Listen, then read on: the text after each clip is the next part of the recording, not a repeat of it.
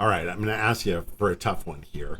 Ask you to come up with your favorite lumberyard story, or maybe in the top three favorites. So it can be a story of that I was actually involved in, or some I think other it story? has to be one you're involved in. Okay. Well, probably my favorite one is the time I took a really large delivery to a house that only had the concrete forms up for the foundation. So the foundation, the footings had been poured, but the foundation itself had not been poured yet, and the plywood forms were all in shape, or all installed around the perimeter of the house. So I get out there, and it was a couple of Russian framers out there. Was it the rooftops? It might have been, but I don't remember for sure. But I do know that they had a very specific spot that they wanted me to drop the load. And this is back in the days when the lumber sat on a flatbed truck on a pipe that you had sort of towards the front. And then in the back of the truck, at the end of the truck bed, was another pipe, effectively, that you could put a crank handle into and turn, and it would roll the product off the back of the truck until it would reach its halfway point, at which point it would kind of drop down, and then you'd go get in the truck and pull out from underneath it, and that would drop yeah. So that's the kind of delivery, the kind of technology I'm working with at that particular point, because this is probably, I'm going to guess this is 1976 or 77, something like that. So I head out there. I think I get lost on the way, but that's almost a different story. I eventually get to the job site. These Russians, who I'm very afraid of, because I'm probably 16 or 17 years old, and these guys are hardcore guys. When they tell you to do something, you do it. So they tell me where they want the lumber, and I'm concerned about it because they want me to drop the lumber right close up to the foundation.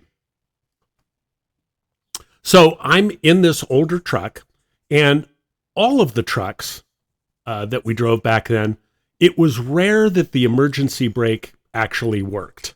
You would set the emergency brake, but I'm not sure it was connected to anything. It might not have been. It might have been they just didn't there. Work, that's yeah, for sure. yeah. So anyway, and when you've got a big load on one of these trucks, they're hard to maneuver small, especially when you're on dirt. You're driving on dirt.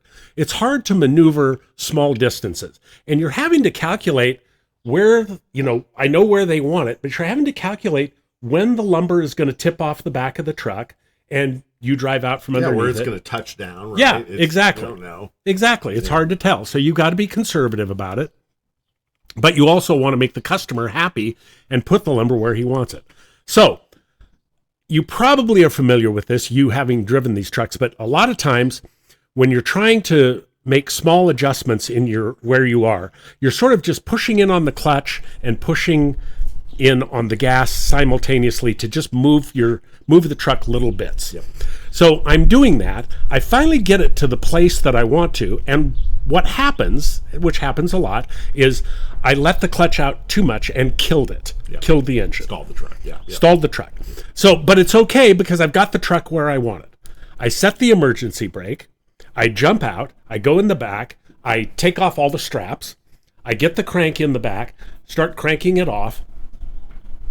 And the back end of the load just barely starts to tip down.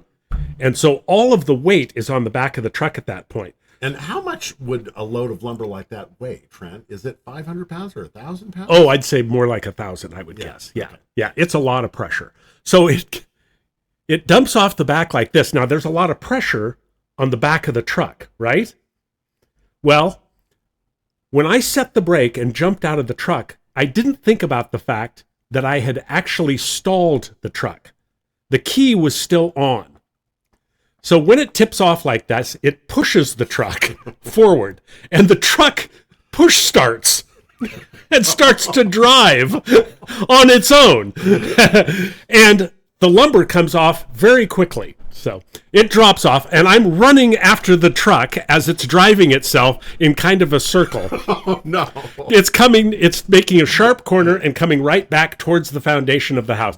I'm chasing the truck. I catch it. I get up in it just in time to slam on the brakes right as the truck drops down into the trench where the footings are poured and where all of the concrete forms, the plywood forms, are for the foundation. The truck hits a corner of where that is, and the foundation falls apart like a deck of cards. It goes all the way around, knocking off the foundation until it comes back to where the truck is. The entire foundation, the concrete forms, are laying on the ground now, and the truck is still running, and I've managed to stop it. But that was the worst situation ever.